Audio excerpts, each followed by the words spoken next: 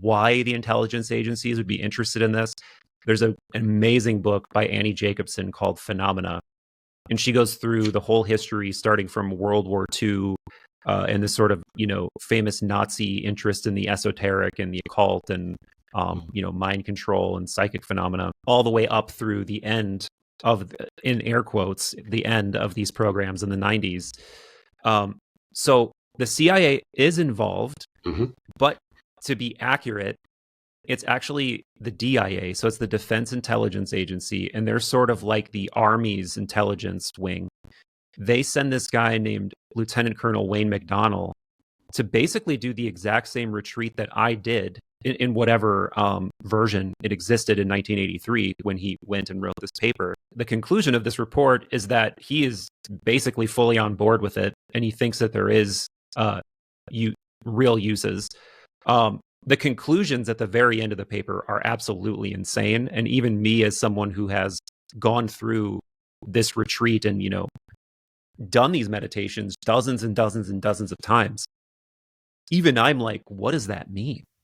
Like he talks about, you need to get groups of people and put them in focus 12 and build holographic structures around like certain things. And I don't even just things like that, where it's just like, is that possible? Like, what does that mean? Is that happening? Has that happened? I don't know. So yeah, in the 90s, they shut it down ostensibly, but I don't think they did shut it down.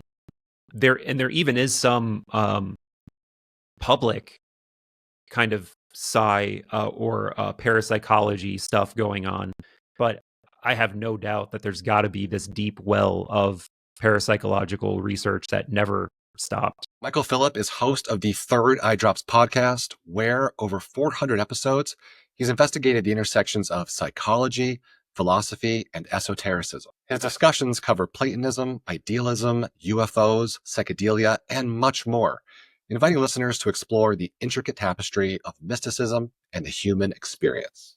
Chapters located below. Please like and subscribe, and I hope you enjoy our conversation. Michael, thank you for coming on the show. Thanks for having me, man. I'm always looking forward to riffing with a fellow explorer, especially one such as yourself, who is you're just thoroughly brined in a lot of the same stuff that I'm really interested in. So I'm sure this will be fun. Yeah, I cannot wait. I'm looking forward to it for weeks. And well, I'm very familiar with your work, of course. Much of my audience will be as well. But there will be a few people who I think, don't know about you or your podcast. So could you sum up, what is your podcast about? Man, it kind of runs the gamut. I would say that there are several through lines kind of philosophically that just align with my own interests. Obviously consciousness, much like yourself, we've had a lot of the same guests on, people like Federico Fagin, who you just mentioned. I think you've had Bernardo Kastrup on the channel, right? And like Don Hoffman. I actually had Mike Levin on fairly recently. So there's he's a bit different, of course, but there's that whole angle. I'm definitely really into the esoteric, particularly the Platonic and Neoplatonic traditions. Jung is a big mainstay on the channel. I've been really obsessed with the UFO, UAP, NHI phenomena lately.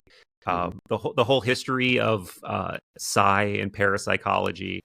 So yeah, I guess just whatever my wonder is pulling me toward.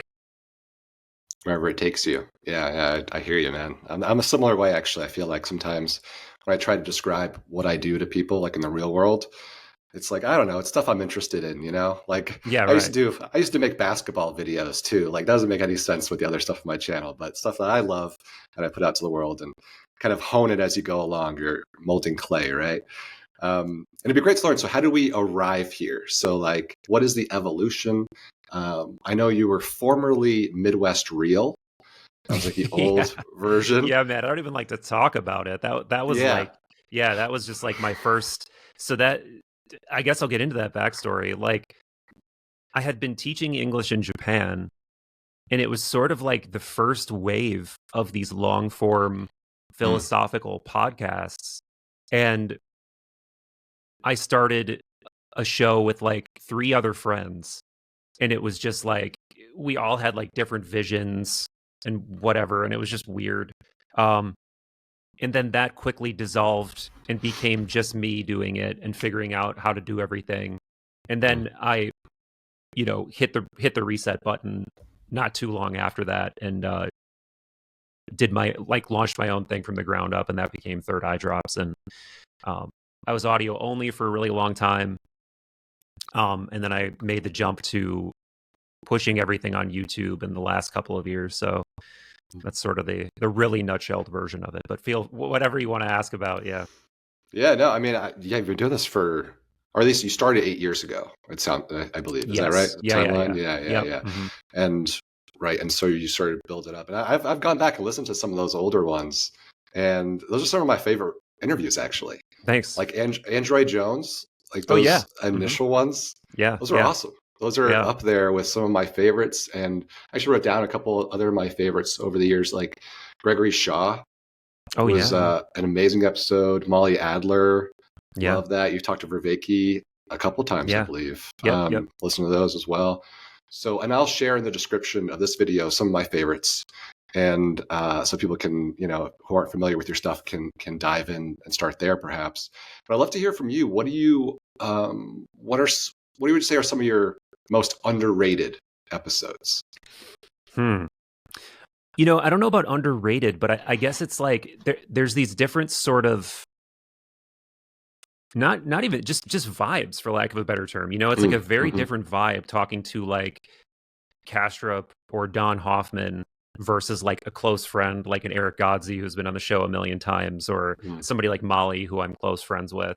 And I kind of enjoy splitting the difference between those two, but of course I'm always going to be biased toward my friends in some ways, because that's sort of just familial atmosphere is something that is irreplaceable. And it just like you can just so quickly drop into a flow state, and the open-endedness of a conversation like that is something I really enjoy, because it starts to feel, like more of a Vervaekean dialogos, where it's just like there is no agenda here. We're just exploring ideas, and then that lends itself to getting into some kind of a flow state, into a more jazzy vibe than a planned one. Like you it's harder to go off script with somebody like Don Hoffman. Like he's great, and he's one of my favorite intellectuals of our time, but he's also doesn't like to speculate too far beyond his own theories. He's very much like put it in mathematics. That's very interesting. Yeah, there are similarities there, and wow, yeah, we'll look more into that. But put it in mathematical terms like that. And that's great. But I also love the feeling of the open-ended, kind of more freestyled conversation too. Yeah, no, I hear that. And from listening to so many of your discussions, I can understand what you mean, that there's a whole range of interview styles. Some people are like, I have these 20 questions. I'm going to go one by one, and you're going to answer one, and then I'm not going to comment on what you said. I'm just going to run on to the next one. And that's fine for some people, but I really love your style in terms of, you offer so much to your guests. And you're so eloquent as well. I will say, I love your language and your lingual flexibility. It's I appreciate that, man. It's a delight. It's really, really wonderful. And I think you're one of the best at that. So I'd love to hear too. So it sounded like I heard a recent podcast that you did that you're working on a book. Would you be able to share? Actually, no, I'm not. Like that. So a couple, man, actually it was more than a couple years ago. I was trying to write a book, and I wrote the volume of a book, but it ended up not being anything that I was like really excited about. And the more I tried to, push it and make it happen, the more I was like, I'm not like really ready for this. It's not something that is like really breaking new ground or anything that I think in hindsight I was overly excited about. So I just sort of abandoned it. But yeah, it's sitting on a Google Drive somewhere. Yeah. Oh, okay. Oh, wow. And maybe it was an older interview. I just confused it with something more recently, because it sounded like you were like almost done with it. Or Yeah, it must be older. It must be an older Yeah. interview. 'Cause Okay. I'm not currently writing at all. Like, I'm Yeah. completely focused on YouTube and like Mm. making content. Yeah, like I mean my weekly grind is pretty full with like, you know, making sure I'm like getting a decent modicum of like physical activity and social life and stuff, and then other than that, I'm just like working on the show pretty much.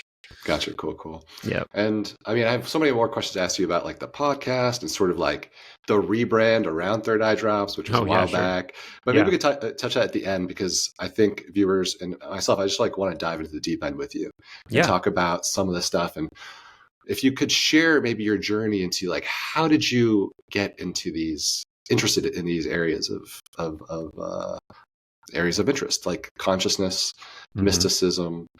Like, can you bring us back to maybe early in your life, or maybe a pivotal experience that you had that made you focus on this?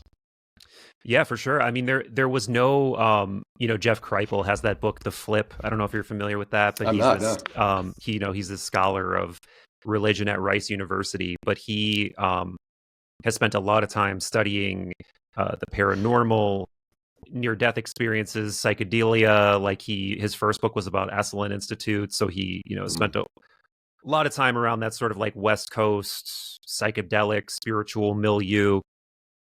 But anyway, he wrote a book called The Flip at a certain point, which is like, what is the event in your life that really changed your perspective, woke you up, initiated you into all, the mystery, essentially.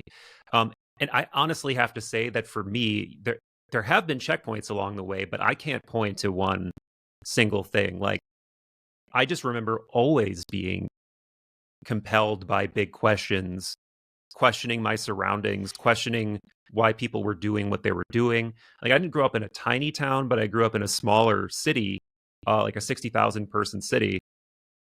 And there was nothing around me that I was finding particularly compelling or like that I wanted to build my life around. And it felt, honestly, not just isolating, but like I wasn't really sure what I had to look forward to in some ways. Like, I was not, certainly not wanting to follow in the footsteps of any of the examples provided around me. And then as I got older and slowly started getting introduced to, you know how it is, it's just certain ideas perk your ears up and you're not even sure why you're attracted to those ideas. And they take root and you slowly just keep following the scent of that mystery, and pretty soon you're like, oh, this is where I belong. Like, James Hillman has a great saying where he talks about understanding what tree you're on. Understanding like I'm on this branch, Plato's on the branch next to me, Jung is on the branch next to me, like Hillman's on this branch, like Plotinus is on this branch, and like that's who I seem to be, Don Hoffman. Like, and you contextualize yourself by what you're attracted to and who's around you and what you have to contribute to that whole conversation. And I think that's just in a high level nutshell, that's how I think I got where I am, is just by trying to follow curiosity. But that said, there have been important punctuation points on that path, and definitely really important thinkers on that path. Like, I mentioned several of them already, but yeah, there's several more, like Robert Anton Wilson, Terence McKenna, in my earlier years, people like Alan Watts, Ram Dass, yeah, like all of those people were like really important steps on the path for me. Yeah, the greats. Yeah, I love most of those guys you mentioned are, I mean, I'm a big fan of. And I guess where should we go here? Because I have like 10 different like topic areas I could jump to, and then like many questions at each. So I'm trying to think about a good trajectory here. But actually, it's something that you've talked about recently a lot on the channel, and something that I've been interested in for a while, and I've only started to dip my toes into the water in terms of actually doing. But you've been really interested in the gateway process, from the Monroe Institute, and you actually went there and had an experience. And I mean, I know about it, but could you share, your experiences around that? Yeah, for sure. Yeah, so this is an interesting one, because this is, I mentioned there are several important kind of punctuation points or checkpoints along the way. And this is probably the most recent one because, so first I'll say, I think anybody who's been interested in altered states, meditation, consciousness, you're probably going to come across this curiosity called the gateway process or the gateway experience or whatever. And this is the work of this guy, Robert Monroe, who I guess I'll give a little background on him. He's this pretty successful middle-aged broadcasting executive who has really no interest in the esoteric philosophy of consciousness, any of these things. But he spontaneously one night, well, there's a little background to this too, but we'll just cut to the chase. Spontaneously one night, he ends up having an out-of-body experience where he's not sure what's happening. He thinks he's dreaming or something. But slowly he realizes, or he thinks he's laying on the floor actually. And he is like looking around and realizes like what he thought was the floor was his ceiling. And these weird shimmering lights that he was seeing in this dream were actually the chandelier above his bed. And then he turns around and sees his wife in bed with another man, and slowly comes to the realization that that's him. Like that's his own body that he's seeing on the bed. And he's actually terrified by this and is like, thinks he's dying or thinks just, something is very wrong. So he's just, struggling to like swim through the air or whatever, just like begging to get back in his body. So he does, but he's hugely intrigued by this experience and then starts really just obsessively exploring that state and obsessively writing notes about it and journaling about it. And he goes on to just have all of these extremely trippy and mind-blowing, recontextualizing experiences that just really change his whole ontological worldview. And he keeps all this stuff private for a long time. But then some friends eventually encourage him like, hey man, you got to write this book. Like these experiences are absolutely mind-blowing. So he does, and that sort of kicks everything off. And then he creates this, I don't know if it's right to quite call it a think tank, but he starts just, people hear about this and he starts bringing all these different people in from all different professional backgrounds and philosophical milieu. So, psychologists and physicists and people who are into consciousness, all kinds of different people. They start experimenting with this method that he's playing around with, which involves using binaural beats, and training the brain using binaural beats. If people aren't familiar with that, you're essentially playing two slightly mismatched frequencies, one in each respective ear.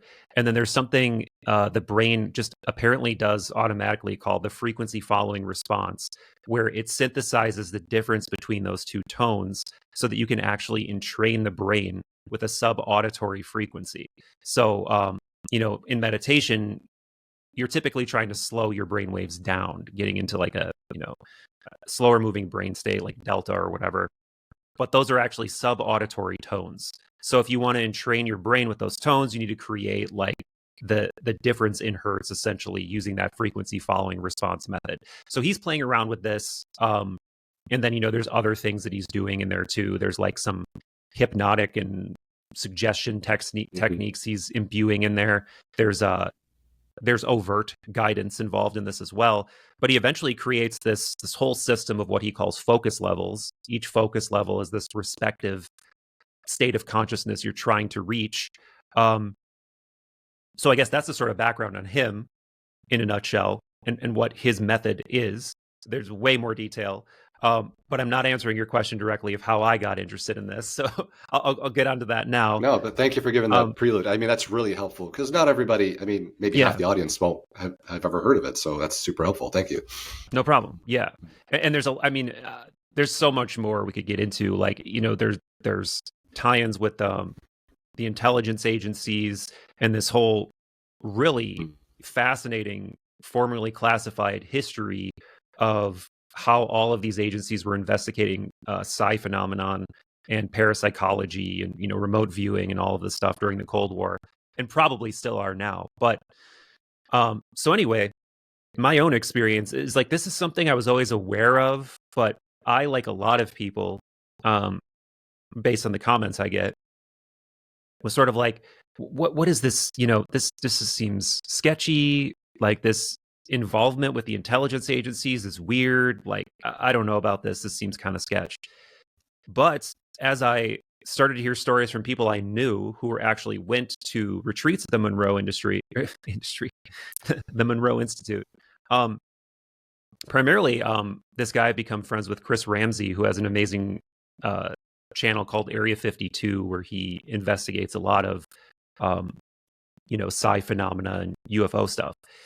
He has a whole amazing series on Monroe, the gateway process, out-of-body experiences. He does one of these retreats. We do a podcast, and he really encourages me, like, dude, you of all people should really go here. I'll make the connection. Please go. So I go. And generally, it's like a meditation retreat.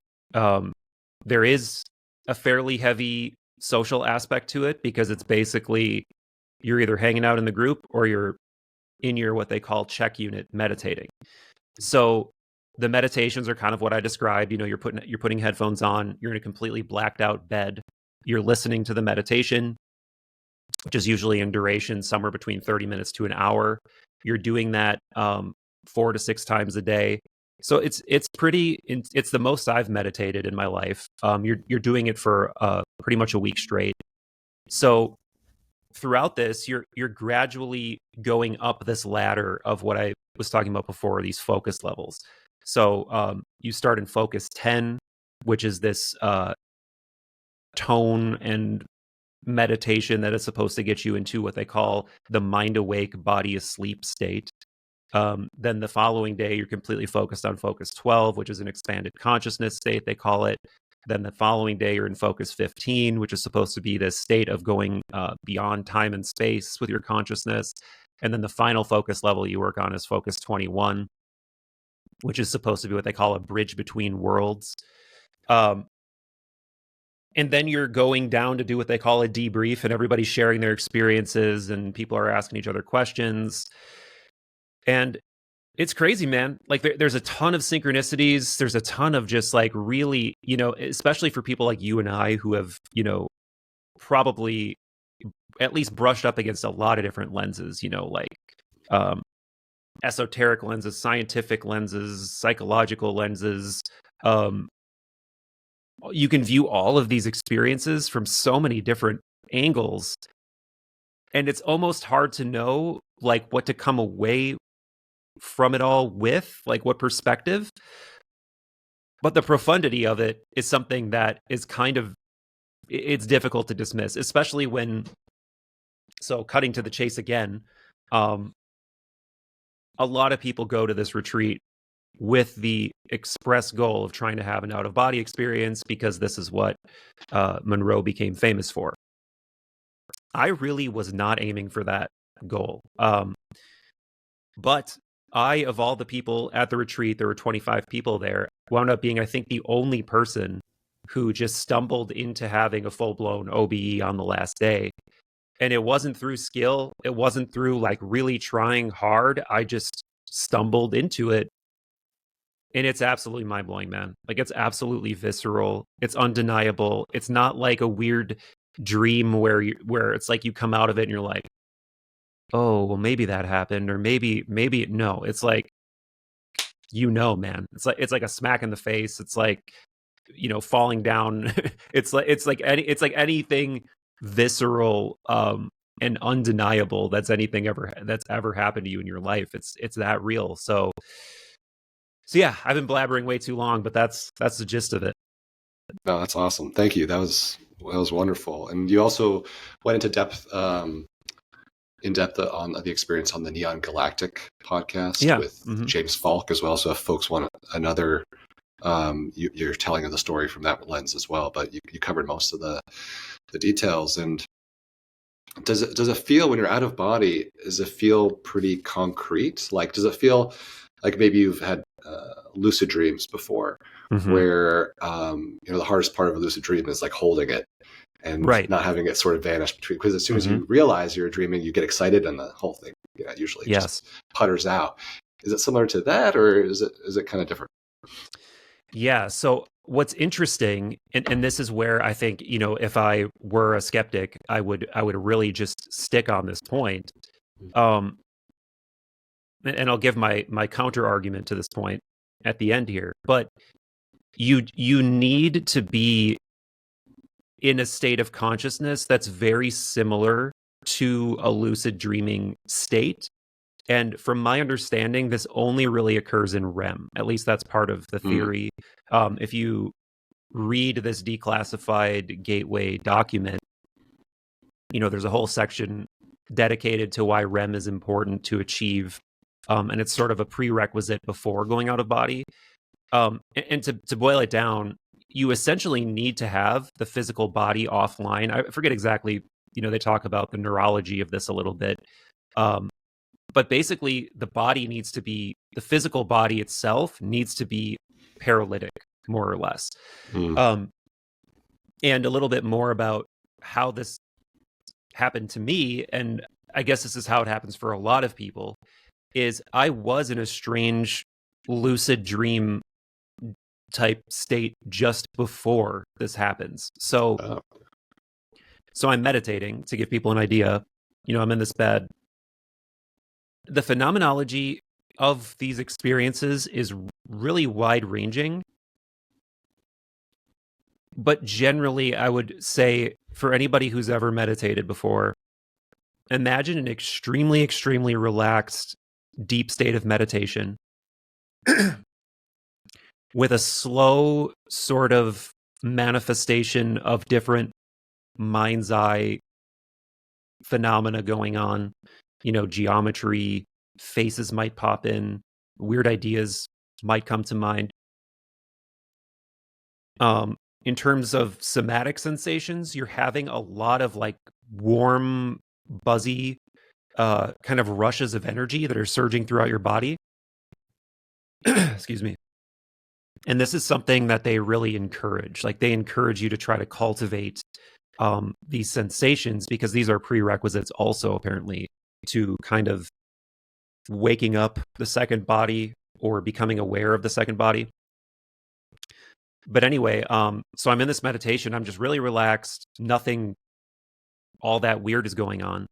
But almost like a light switch, I go from just, my POV is me laying in the bed, meditating, being relaxed, to being in a room where I'm looking out a window, and it feels 100% real. Like the most real lucid dream you've ever had, where there's nothing strange. There's nothing raising any red flags that I might be in a dream. It really just feels like I'm in a room looking out a window. But then I begin to question that scene, and I'm like, I don't remember how I got here, where I am, what's going on. And then I remember, like, no, I'm actually meditating in the bed at Monroe Institute. And as soon as I have that thought, I'm like back in the bed. But that rushing sensation I was just talking about is like overwhelming, to a point where it feels like your whole body is just cloaked in that sensation very, very, very intensely. And it's so intense that you kind of want to move. But the reason what I was about to say is a prerequisite becomes clear here. It's because when you try to move your physical body, that is shut down. But what is not shut down is this energy body, or whatever you want to call it. And then that starts moving. And I need to stress that there's a very clear demarcation between this, what I would consider to be a lucid dream where I'm in this other room, and me going back to metacognating that I'm Michael, I'm awake, I'm in the check unit clearly, and I'm no longer dreaming. So I'm in that state. I try to move. My physical body doesn't move, but this other thing moves. And what it really feels like, to finally answer your question, is just like you're made of this energetic, rushing, buzzing sensation, and it's in the shape of a body. So for me, and for a lot of people who first attain this state, it's extremely destabilizing and uncomfortable, and it's very difficult to control. Like, it felt like even though I was saying it feels like this rushing, buzzing sensation, it also almost feels wet. And it's like, it's almost like, imagine if you were just this, like, I don't know, like made of water or liquid or something that's like wrapped in this like energetic container, and it's just like buzzing, is the best way I can put it. And when you try to move it, it's almost like, oh man, like what is this? Like it feels almost like, you know, you're stiff and you haven't like stretched in a while, but it's in a completely different way. So although this was such an impactful experience for me, I would love to say that I went out and like astral traveled and had all of these mind-blowing encounters, but I did not leave the room. Like, I experienced an undeniable sensation of separation and levitation above the body in an almost cartoonish way, like in a way that I would not have believed was possible until I experienced it. And that's pretty much it. Like, I levitated. I tried to turn around and look at myself. I feel like I got about a quarter or half of the way to turning over. And then I just panicked, man, because it is, you know, just like Robert Monroe describes, it's fucking terrifying. Like, you feel like you're not supposed to be in that state. You feel like you might be dying. You feel like you might get stuck. There's all these feelings you have. And it really is something, you know, I'm trying to think of like what mundane thing to compare it to. Like maybe swimming. Like if you don't know how to swim, right? Like you get in the body and you're in the water and your body just kind of goes into fight or flight mode and you just start thrashing around and you're like, oh my God. So, and you've got to associate yourself to the water. You've got to associate yourself to the feeling of floating and learn to swim. And I think this is no different. I think this is a skill. This is something you need to find a way into over and over again, and kind of slowly build a fluency with it. So that's my one and only out of body. And it's not a lot happened, but at the same time, it was extremely undeniable and definitely, at the very least, opened a lot of questions that are no longer just theoretical, but are really like predicated on direct experience. What's stronger than that? Right. Exactly. Yeah. Go ahead. Oh, yeah. I was going to ask about the sensation. That was super helpful because I think it's the first time I've heard you discuss the sensation was like that wet. It almost sounds like a larva or something like in a cocoon. Mm-hmm. Mm-hmm. Would you say that's accurate? Maybe. Was it kind of? Yeah, it's, you know, it's hard not to see. There's even like really nice archetypal parallels there. You know, that there's sort of something else in you that's you know, in the chrysalis in there that's like germinating maybe, or I don't know, or is, you know, there's so many different, like, it gets into metaphysical speculation very quickly, because even what that second body is, you know, some people just say it's the soul. I don't think it's the soul. I think it's some kind of intermediary non-physical body or something. But yeah, I mean, anything beyond that point is speculation, but I do think there's some rich metaphorical and archetypal overlap there between that image that you just brought up with the larva or the it makes me think of that for sure. All right, so about a week ago I started the Gateway tapes. Okay, cool. Myself, first time ever trying them out. I've been doing them every day, and it's very early, obviously. You know, 1 week is not a whole lot of time, and I plan to do them for, you know, a few months or something just to give them a shot. And what's interesting is that in just a few days' time, it's already having this like strange, it's creating these strange emotions and stirring things up in a way where you use the term, I'd say synchronicities, that certain symbols in the world have a certain like more vivid, a more vivid layer to them, if that makes any sense. So I'm walking about and things are like popping up with, they're just more vivid. It's hard to it's hard. Actually, the closest thing I can compare it to is a few years ago, I got really into Kundalini yoga. Okay.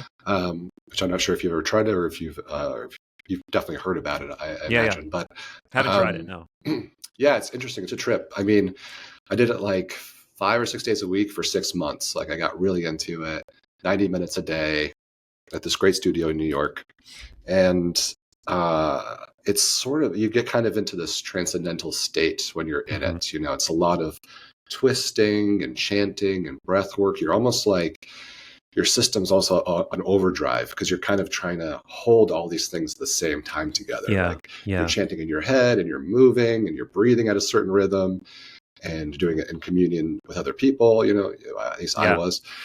And, but you leave it in a really blissful state. And I remember one of the things that was most apparent was like clouds became more beautiful in doing this practice. And it's funny because I can look at the spot on the floor where I do it every morning. Doing the gateway tapes for a week, it's like a similar feeling. Yeah. It's like, oh man, I haven't felt that in a couple of years. That kind of the thing that this is perking up. And also my dreams have become far more vivid too. Yes, the dream recall is better. Have you had that experience too? Yeah, especially at the retreat. Like I mentioned that, if I were a skeptic, I'd be leaning on this, like, you were dreaming sort of argument. Sure. But what my counter argument to that is I think that we have our understanding of what consciousness and waking and sleeping and dreaming is, I think, is very loaded with preconceived notions that fit into the materialistic worldview. In the sort of Freudian idea of dreams at most, like that you're working out some shadow material, or they have this like some kind of psychologically cathartic function, but it's very mechanistic, and it's all related to like things that are reducible to that, and also probably, brain maintenance and whatever. But if you're coming at it from a non-theoretical point of view, and you're just taking your consciousness seriously, and you just say, okay, I have this continuum of experience. During the daytime, I am this metacognating, walking in the world person. And at night, I'm having this different, more subtle, kind of ephemeral kind of awareness that sometimes I'm, there, sometimes I'm not even aware of what's going on. Sometimes I'm not in my body. Sometimes I am a different person. What if you could shrink the barrier between, the poles of those things, and you could walk between all of those worlds more easily? I think that's why the world takes on this almost kind of like hypercolor, surreal, interconnected, synchronistic feeling, because you're almost like merging these different parts of yourself that are usually very disparate, and that, in modern times, we really forsake that night self, that energetic self, that ephemeral self I was alluding to. But when you start meditating a lot, especially with, the gateway method, I think you really start to shrink those boundaries, I believe. And I think that's why dreams become more easy to recall too, because you're already like transcending these boundaries during the daytime more often. And this is part of the theory presented in the Gateway paper as well, by primarily they're pulling from the work of this polymath Itzhak Bentov. Have you looked into his work at all yet? Definitely. Very interesting guy.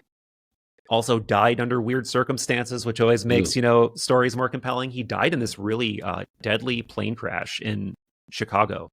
But anyway, yeah, so he's this Israeli polymath who does not have any advanced degrees, but he just sort of independently invents all of this medical technology that's still used, from my understanding, like catheter technology, different medical implants he's the inventor of.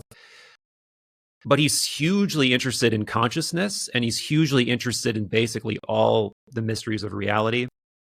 And his interest in all of these things culminates in this book called Stalking the Wild Pendulum, in which he presents a sort of theory of everything kind of argument throughout the course of the book.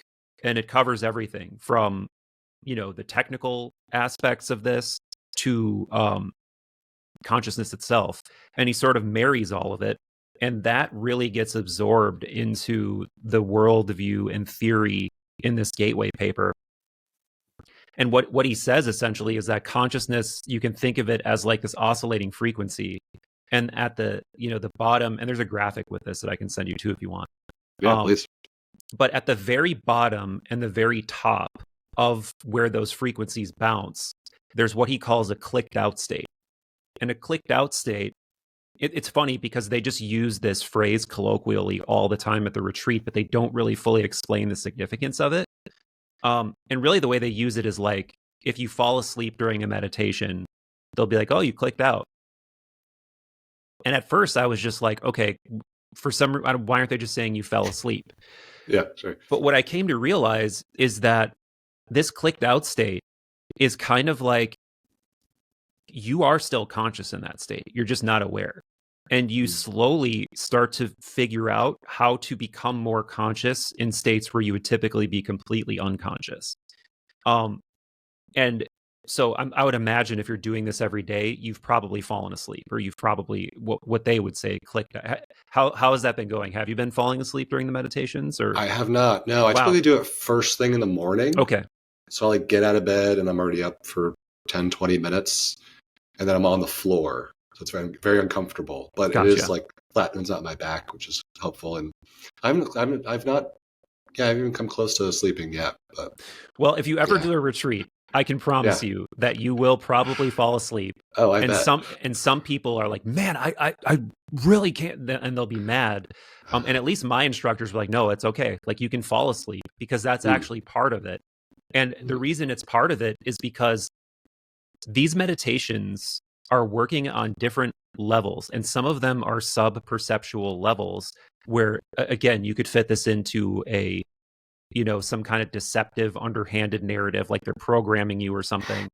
But it's by design, is my point, is that what they're trying to slowly do, again, part of the theory, is that, and the problem is my scientific knowledge isn't good enough to know if this still holds up necessarily. But part of the idea is that information apparently is processed by the brain through the left hemisphere first, and then it passes from the left hemisphere to the right hemisphere, which is like the more, artistic, metaphorical, symbolic side of the brain. And then the left is supposed to be, the more analytical, literal kind of side.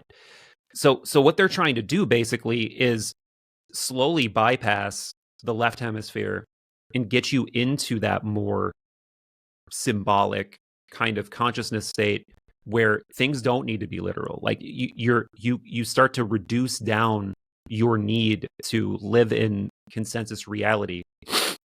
But anyway, it's working, I think, whether you're conscious of it working or you're not conscious of it working.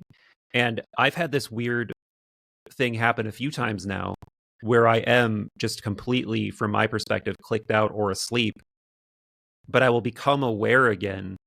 And it's like I'm in the middle of something. And it may not be like I'm doing something, but I'm like one time since I've been home, they send you home with a retreat where you, from the retreat with a meditation that goes through all the focus levels they show you. So 10, 12, 15, 21. And so I've kind of fall asleep or click out or whatever during this meditation. And then I come back and I'm in like a mind's eye realm of just like luminescent geometry flow. It's just crazy, hyperbolic, almost psychedelic, glowing geometry field, just like floating at my mind's eye.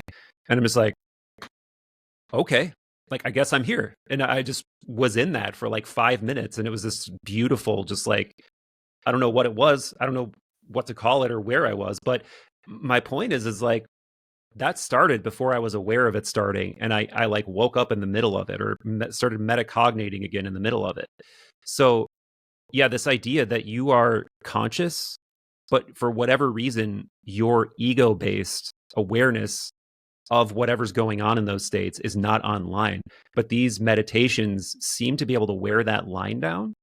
And it's interesting. Like, I'm not really sure, that theoretically what it does is expand your consciousness to these horizons that you didn't have at first.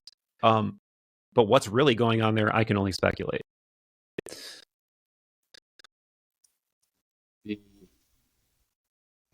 One thing I thought about with and you, again, you've been covering this for a while, well, I guess recently and also in the past too, but is the CIA's program around this stuff. And one thing that always made me skeptical about this, I'm less skeptical now, but and say in the past, has been ostensibly the CIA shut down this program decades ago, right? Yep. At least as far as we know. Who knows what actually is happening? But I always thought that, like, if this was real or this was actually effective, then the CIA would be using it, and or I mean, corporations would be using it to exploit consumers. Yeah. Like they're like, it would be like, if this was legit, it wouldn't be so small and so tied. Now, maybe that's a bias, maybe perhaps I have, but do you think about it from that lens at all? Your skeptical part of your brain? Yeah, and I think there's pretty good answers for some of it. So, the quick history lesson is, so first of all, anybody who's interested in this topic and they want to be able to contextualize it and really understand why the intelligence agencies would be interested in this, there's an amazing book by Annie Jacobson called Phenomena. And she goes through the whole history starting from World War II and this sort of, famous Nazi interest in the esoteric and the occult and, mind control and psychic phenomena, all the way up through the end of, in air quotes, the end of these programs in the 90s. So the CIA is involved, but interestingly, this paper, it's kind of a misnomer, and I contribute to this in my titles and my clickbait and stuff, just because it's like, hey, that's the YouTube game. But to be accurate, it's actually the DIA, so it's the Defense Intelligence Agency, and they're sort of like the Army's intelligence wing. They send this guy named Lieutenant Colonel Wayne McDonnell to basically do the exact same retreat that I did in whatever version it existed in 1983 when he went and wrote this paper, because he actually mentions it in the paper. He says, the Gateway retreat on May whatever 1983. So he goes and does that retreat, and he was essentially charged with make a report about the theory, the efficacy, how it works, whatever, present it to us, and how we can use it. So one argument would be this was really never intended for military use in the first place. So the idea that it's supposed, like, that somehow determines its effectiveness, I think is just wrong. But that said, the conclusion of this report is that he is basically fully on board with it, and he thinks that there is real uses. The conclusions at the very end of the paper are absolutely insane. And even me, as someone who has gone through this retreat and, done these meditations dozens and dozens and dozens of times, even I'm like, what does that mean? Like he talks about, you need to get groups of people and put them in focus 12 and build holographic structures around like certain things. And I don't even just things like that, where it's just like, is that possible? Like, what does that mean? Is that happening? Has that happened? I don't know. But so one of the other things you'll find when you start going through the history is that in the 90s, there ends up being this huge inquiry into the opacity of the intelligence agencies and how they're abusing the classification system. So basically, Congress is very similar, if anybody's following the UAP phenomena today, where Congress is getting frustrated about not having oversight and visibility into all of these black programs. Something very similar is going on, where, they were doing, really sketchy things through like MK Ultra earlier, post World War II, where they are doing mind control experiments. They're unknowingly dosing people with LSD in like brothels. They're doing all these really just like morally, to put it mildly, morally questionable things to the American population. And Congress had no oversight into it. Like they were basically just acting with impunity for decades and decades, doing all kinds of super, super, super sketchy things. So this is why the stuff ends up getting probed and then eventually shut down, is because there's like, you better change your ways or we're going to stop funding you, or, you know, there will be hell to pay.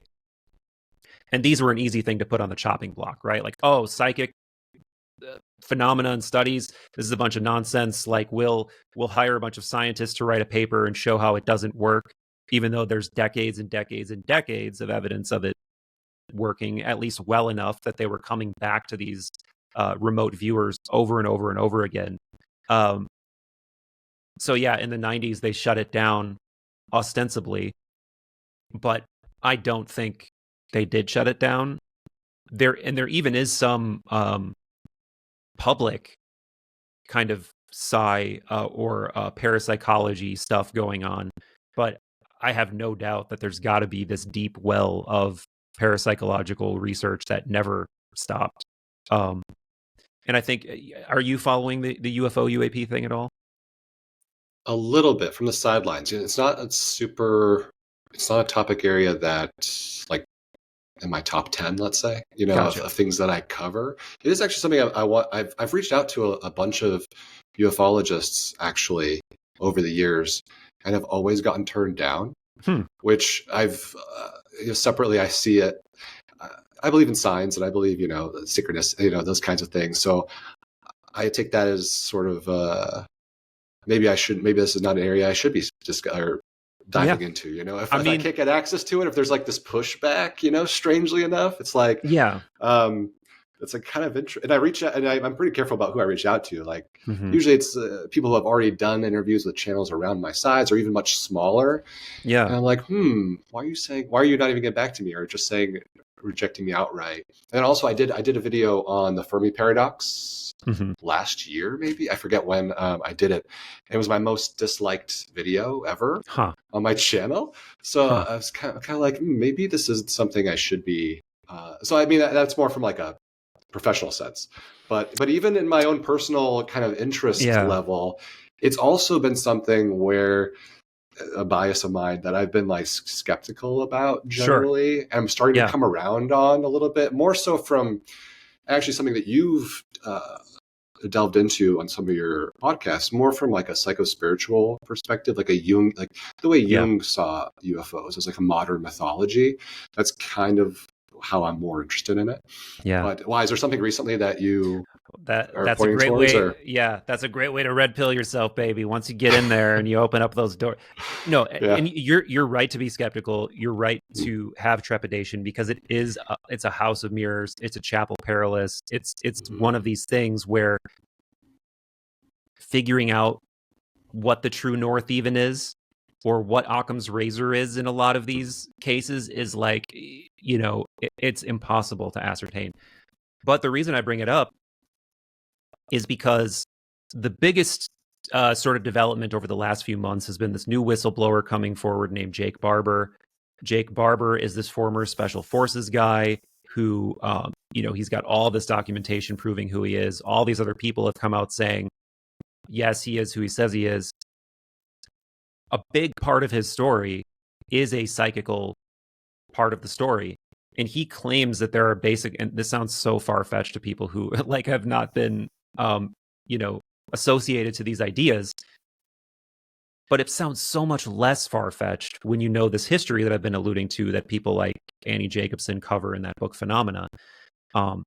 If people don't know her, she's like a Pulitzer Prize level author. You know, she doesn't just write about weird paranormal stuff. Like, she writes straight up, just really, really in-depth, amazingly well-researched stuff on a variety of topics.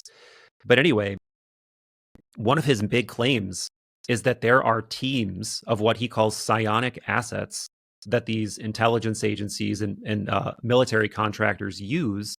And their primary function is to create like a psychic call, basically, to these beings for them to send objects or whatever down. And then, believe it or not, apparently, and from my understanding, this is primarily not the intelligence agencies or the military directly, but these huge aerospace contractors that work on like advanced aircraft and stuff. Honestly, I don't like saying their names because they freak me out so much, but it's the very obvious ones that if you just like Google it, it will be like the first ones that come up. Apparently, man, they are using these teams and they are downing these craft like using microwave technology and taking them and like researching them through this method. And this guy, this whistleblower, who again, like all these other military people on up to a colonel are saying like, yes, this guy is real, is claiming that, so he's a pilot and he's claiming that he was a crash retrieval guy, that he wouldn't like, he did hundreds and hundreds of very mundane missions of just going and picking up things that had crashed and that they were testing or whatever that were prosaic, right? Like he knew what they were, or they were experimental aircraft, nothing highly strange about them. But there were two separate occasions that he talks about where he picked up anomalous things that he and his team and even the people above him were kind of alluding to, that like, hey, this is not normal, okay? Like what you're about to see is not normal. You might experience some weird things. You might see some weird things, but you need to go recover this and bring it back to wherever. So in one of these cases, there's a very heavy psychical aspect. He picks this thing up and feels like he's mind melding with it. It's a crazy, this all dropped on this this channel News Nation, and if people are interested in this, it's worth watching this piece because it's crazy. But yeah, the big takeaway is that apparently they still use these psionic assets, and these psionic assets at the very least are used to acquire these anomalous objects that are God knows what. I don't know if they're consciousness-based, extraterrestrial, ultra-terrestrial, whatever they are. That's the story. So yeah, man, there are these really interesting, at the very least, anecdotes that suggest that this psychical stuff never stopped, and the applications of it could be downright ontologically destabilizing for the population if they get out and are proven to be true. Fascinating. Yeah, I think I've heard about this. You discussed this on your podcast. I'm pretty sure that's where I heard about it. A little bit. Do you ever wonder, and this was a question I was going to ask before about sort of gateway, but also it's going to apply with our probing into the UFO phenomenon and actually just anything that's outside the regular egoic, normal everyday consciousness. Do you ever wonder if, and this is funny because I'm a seeker too. I mean, much like you, I like exploring this stuff. Do you ever wonder if ignorance is bliss sometimes? Like maybe we're not supposed to. Like, do you ever get a sense of perhaps when you're doing the gateway stuff or exploring other, in other modalities that? And I kind of want to pull in like Donald Hoffman's idea here around the fact that he says we don't see reality as it actually is.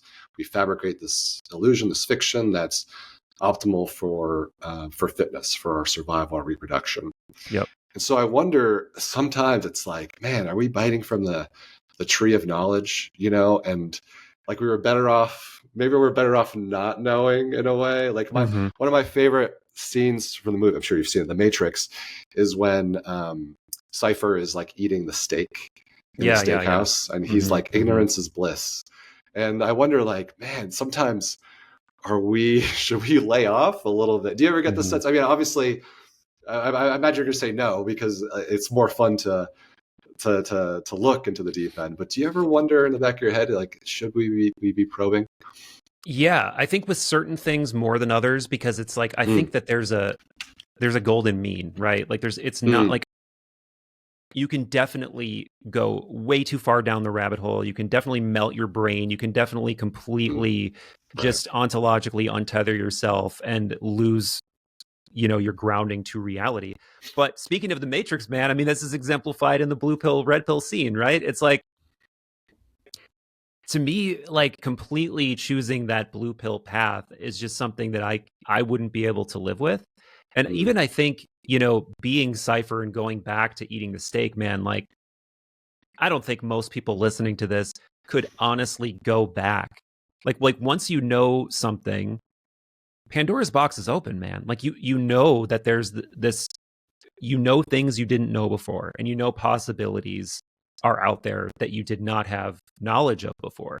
And just going back to the Shire, or going back to the starting point of the hero's journey, where you never go into the forest. You always just stayed in the town at the start of the RPG, or whatever metaphor you want to use. Like, that's not satisfying. Like, that's not remotely satisfying, I don't think, to anybody who's like curious or a seeker or who wants knowledge. But I totally agree, man, that there are like levels that you need to be. Well, first of all, every new piece of significant wisdom has trade-offs, and you don't even know what the trade-offs are until you've like opened that. You've opened that. Pandora's box seems like a Russian doll of Pandora's boxes. You know what I'm saying? It's just like you open one and you're like, oh shit, and then there's like another one and another one and another one. So that's definitely true. In some cases, it's a be careful what you wish for kind of thing. But it's also kind of like the the old what's the it's like the Gödel's incompleteness theorem of seeking or something, right? It's like each thing you do implies all of these other new mysteries, new questions that you didn't do, or you didn't solve, or you can't solve, or you'll never know. And I think that's the trade-off. Is it's like, yes, you can really, in some ways, get closer to knowing and really finding truth, but you never really get there. I think if you're an honest seeker, you've got to go the Socrates route and just be like, hey, at the end of the day, I don't know shit. All I know is that I know nothing, and I'm but a humble seeker who's walking around questioning and poking at the walls of reality. And that's I guess that's the sort of disposition that I take. Yeah. I mean, I hope I was playing devil's advocate there a little bit. And I think it's a worthy question to ask, though. I do think it's interesting. And I think I'm reminded of Jung's quote, beware of unearned knowledge. It's a difference. It's like, are you ready for it or are you not, sort of? And there's so much there. Is there anything you've done that you regret, or that you feel like opened you up to something that you weren't ready for? No, I can't really say. I can't really say for myself, no, because even I've had one bad trip in my life, and that was a harrowing experience during it. But after the fact, and in the days and weeks that followed, all the stuff was coming up to the fore that was supremely useful. So if you ask me, like, would you go back and do that again, have that bad 3-4 hour trip again? I'd be like, yeah, I would, for what came out of it. It was very interesting, at the very least, even though it was difficult.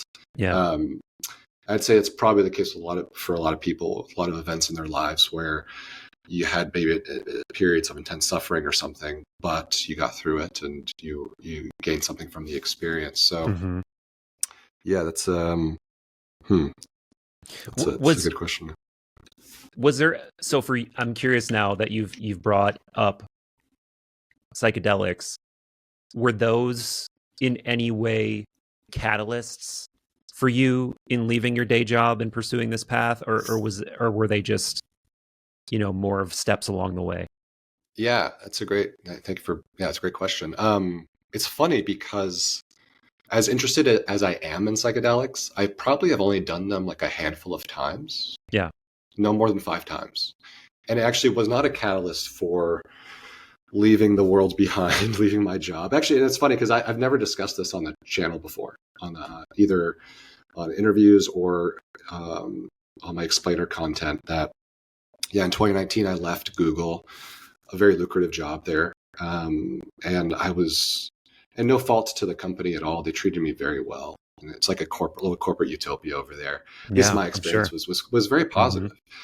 But I felt this sense of just what I was doing, the day-to-day stuff, had no meaning to me at all. Yeah.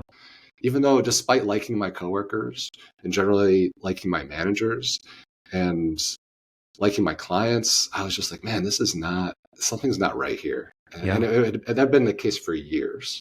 And, but I left, and it was not, I had never done a psychedelic when I left, up to that point. But it was only a couple months later, because I left and I told everyone, like, I'm leaving to travel the world for 2 years. That was my plan. And it actually was my plan, because I was a single guy. I was like, I've worked hard my whole life through school and work, and was like, you know what, if I know this is not the right path, let me go take some time off, figure out what to do next, and then do that. So, and it was only like 2 months into my travels. I'm in Peru and Lima, in the capital. I'm on a walking tour there, and the guide told us about ayahuasca. And I never had heard of it before. Wow, man. It was the first time I'd heard it. And this is 2019, so I'm like 32, 31. And I went down the rabbit hole a little bit, looked into it. I thought, well, this is as good a time as any to try it out.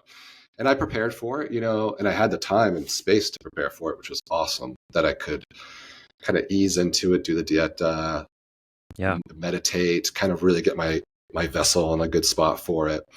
And that was, and still is, the most incredible experience of my life, was doing that just once.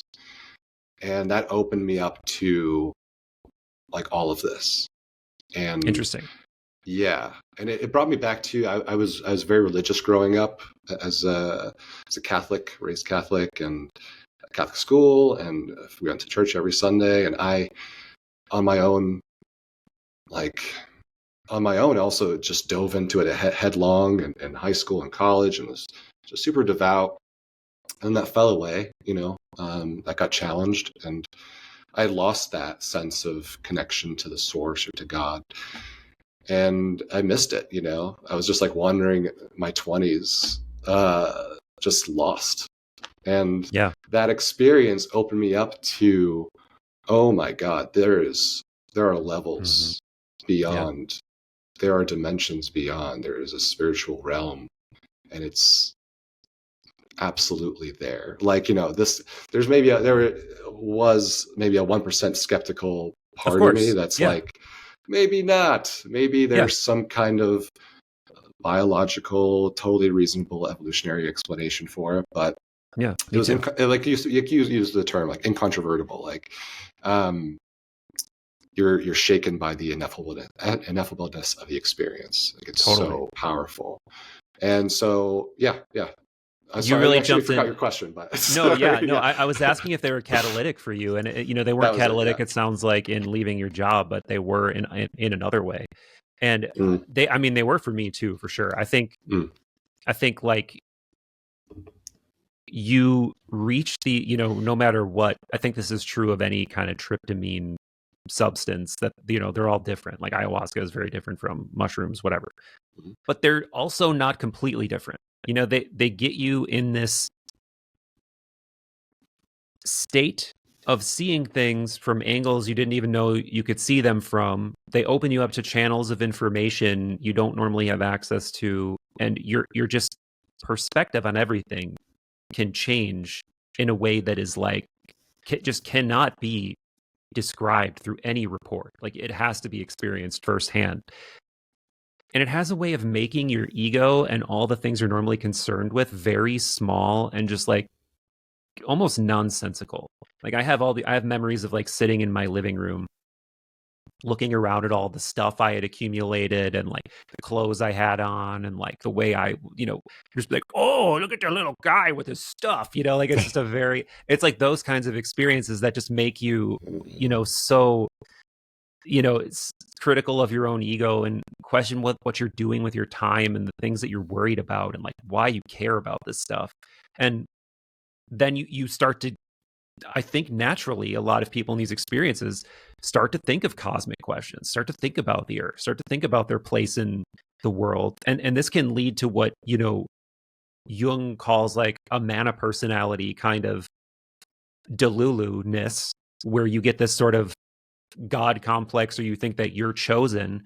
But I think in a reasonably well adjusted ego, it turns you into a seeker, and it makes you ask a lot of questions. And try, see, well, what can this little pitiful hairless monkey or shard of consciousness or whatever do? And that's the real answer to your question, I guess, that you asked at the beginning, is like, how did I get here? Is like, because I didn't know what else to do. I didn't know how else to explore this stuff. I didn't know right. other than talk about it and like share ideas that I find to be somewhat of a balm and wonder inducing. Like I don't know what else to do. Other than also go have experiences of my own and experimentation of my own. And that's, yeah, there, it's cliche at this point, yet at the same time, there's still so much misinformation and so many misinformed people, I think, when it comes to the topic of psychedelics. So yeah, it's something I've talked openly about for a long time. I will always be kind of of course there's limits, and I wouldn't say that they're for everybody, but I would say that they are some of the most powerful catalysts for transformation and an awakening of sorts.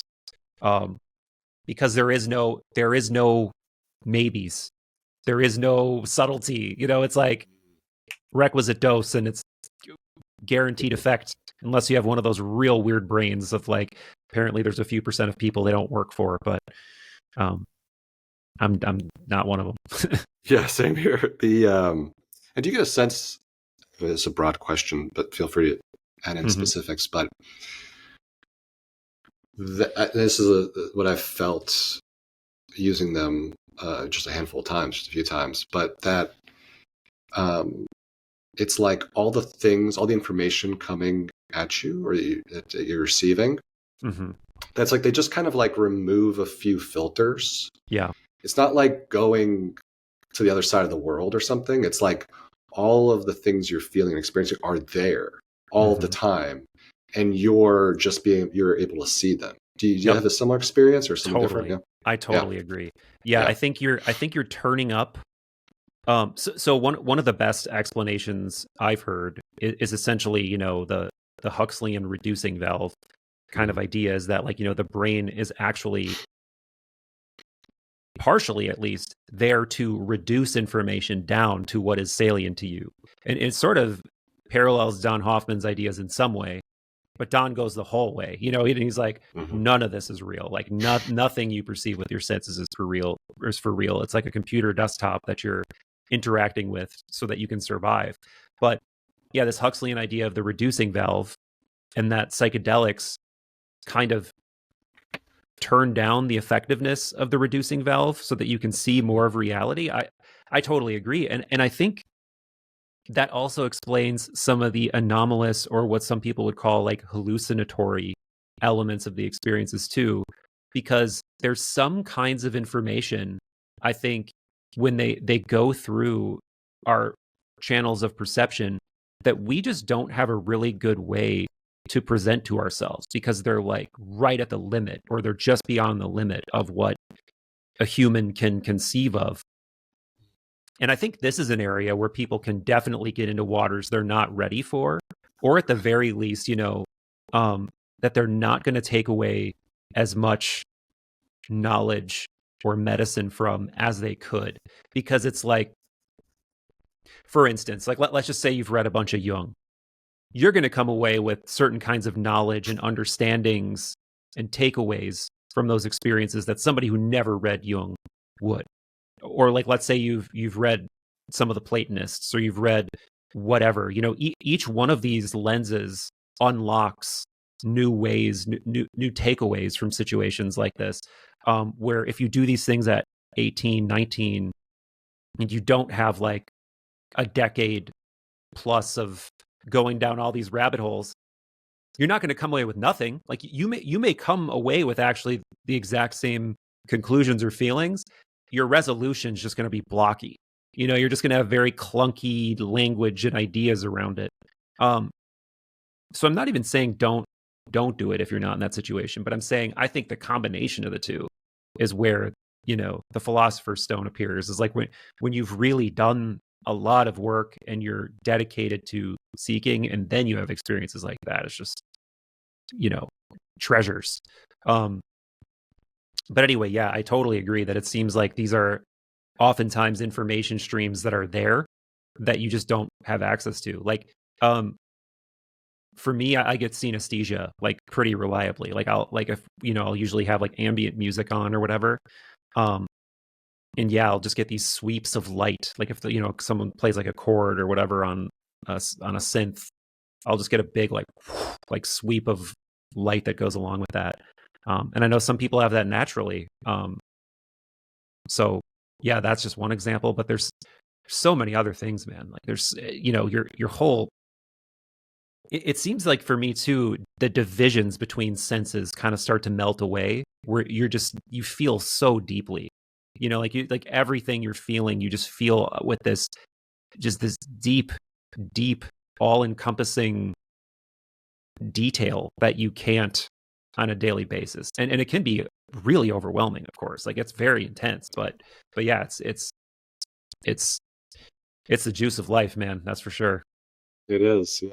I know exactly what you mean. There's a sense of empathy, I feel too.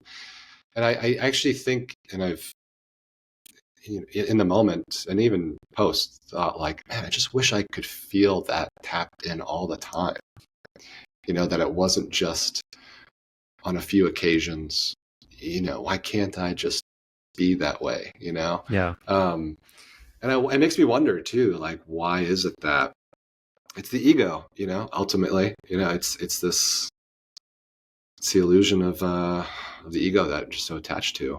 Mm-hmm. Or that I feel I am anyway. Oh, but, for sure. Me too. Yeah. Yeah. Yeah. And I think the reason it's so powerful is because, like I was saying before with Gateway, I think it's doing a similar thing in a much more subtle way where, what I was talking about before, about we have these ideas of like what the spectrum of our awareness is from being a waking ego-based being to being a sleeping ethereal being or whatever. Even doing something like Gateway, this is very slow and gradual.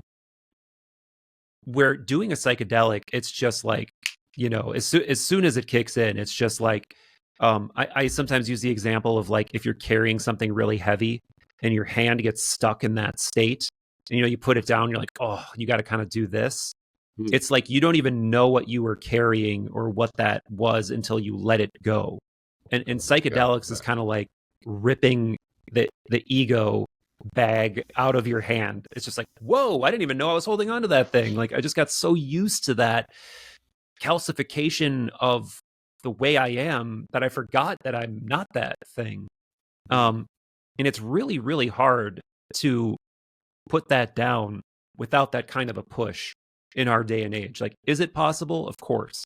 Is it possible without hours and hours and hours of dedicated work? No, I don't think so. I think you're going to mostly be stuck in that configuration because that's what life demands of us. Like you're going to work, you're taking care of your family, you're doing all the beige, mundane tasks that you have to do. You need a pretty hard push to be able to put all of that down. And they give that push for sure. Can you share, would you like to share any compounds in particular that have, I guess, opened you up in certain ways, or maybe early ones? Yeah.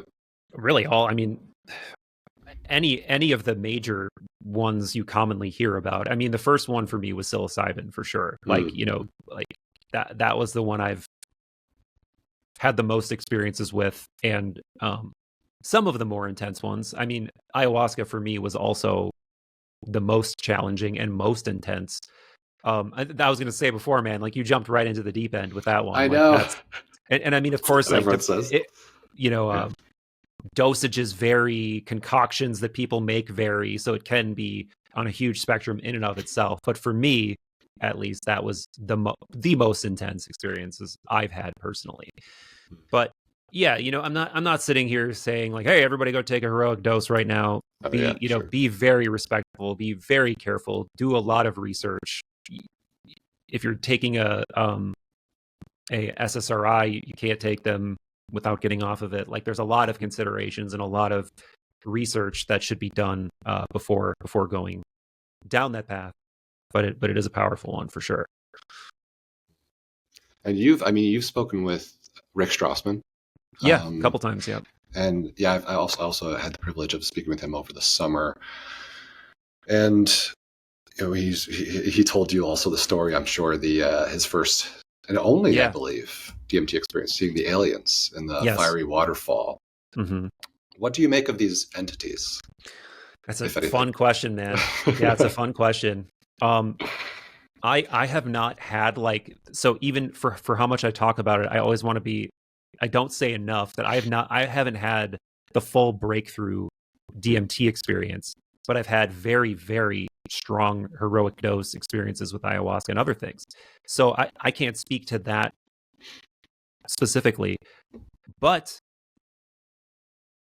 people who I implicitly trust, who are very grounded, very, informed people philosophically, people like Rick Strassman, obviously. Also this guy, Alexander Biner. They have had these experiences, and I take them totally seriously, and like I said, implicitly believe what they're saying, that they have at least had these experiences, and that there do at least seem to be these dimensions that are teeming with life forms. Some of them are interested in you. Some of them are not. Most of them are kind of happy to see you. Occasionally, you'll bump into things that are like, "What are you doing here? You don't belong here," or terrifying things or whatever. But yeah, man, if you read the history of the world's mystical traditions, this is not a rare idea. The idea that we live alongside an unseen realm is something that pretty much everybody since time immemorial has believed. And we've really only stopped believing since the scientific revolution, because we can't capture it through any kind of objective measurement. We can't bring anything back, like there's that famous, do you know about the experiment at La Chorrera, that whole thing with the McKennas? No, yeah, you have to remind me now. So. They were down in the rainforest in South America. I'm actually forgetting which country now, but Costa Rica, maybe? I actually can't remember. But anyway, they were going on this insane binge of, eating just tons of wild mushrooms. And both Terrence and Dennis started to have this idea that we got to bring something back from here, something concrete that we can prove, because it's this is hyper real. This is more real than our reality, and there must be a way we can prove it. There must be something we can concretely bring back. And it's maybe that makes sense while you're under the influence, but while you're back, when you're back, it's just well, yeah, of course we can't really do that. Yet at the same time, to your point, we're kind of always doing it. I think just the mystery and insane beauty and interconnectedness of reality even being here is the strongest proof in and of itself of there being this hidden dimension of knowledge and consciousness and probably other beings. I have absolutely no problem saying that. Like you, I always have the skeptic in my mind that's this could all just be, fireworks of the most advanced piece of wetware we know of in the universe. But I suspect otherwise. I don't give that as large of a part of my pie chart as I used to, I would say. But I think any critically thinking person, you've always got to question what you're experiencing. But anybody who is interested in this question should definitely check out not just my conversations, but the book by that friend of mine I mentioned, Alexander Biner, who he like you and me is a multidisciplinary sort of seeker. He used to be part of that Rebel Wisdom channel, but he was actually in these extended state DMT studies that they have done at Imperial College London, and he's a very grounded, very critically thinking person, and he had just the most mind-blowing experiences you could possibly conceive of, man, of just ripping through the fabric of reality, immediately being confronted by this whole other ecosystem, this like cosmic rainforest of stuff going on, and just filled with beings that are like, some of them are just like, you know, these little critters basically that are like running all around, so excited to see him, and they're like basically hitting him with, look at this, come with us type, almost like Disney energy, you know.